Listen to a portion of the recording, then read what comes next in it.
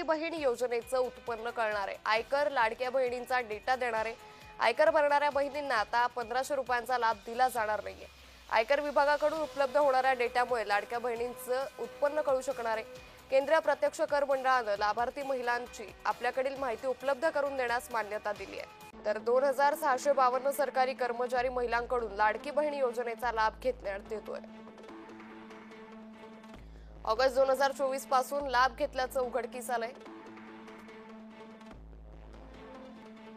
9 महिन्यात प्रत्येकी 13,500 रुपयांचा लाभ घेतला गेलाय। सरकारी तिजोरीतील 3,58,00,000चा चुराडा झाला। वर्ग 3 आणि वर्ग 4च्या शासकीय महिला कर्मचाऱ्यांचा या योजनेमध्ये समावेश आहे।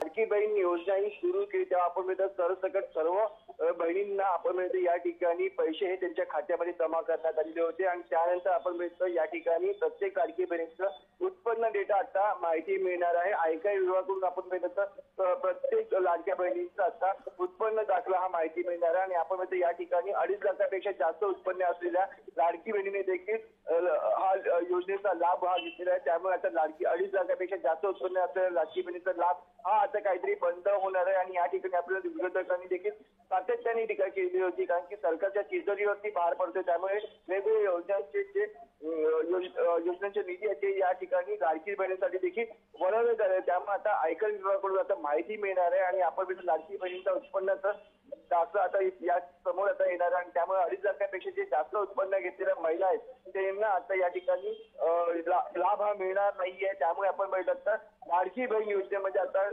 या ठिकाणी प्रत्यक्ष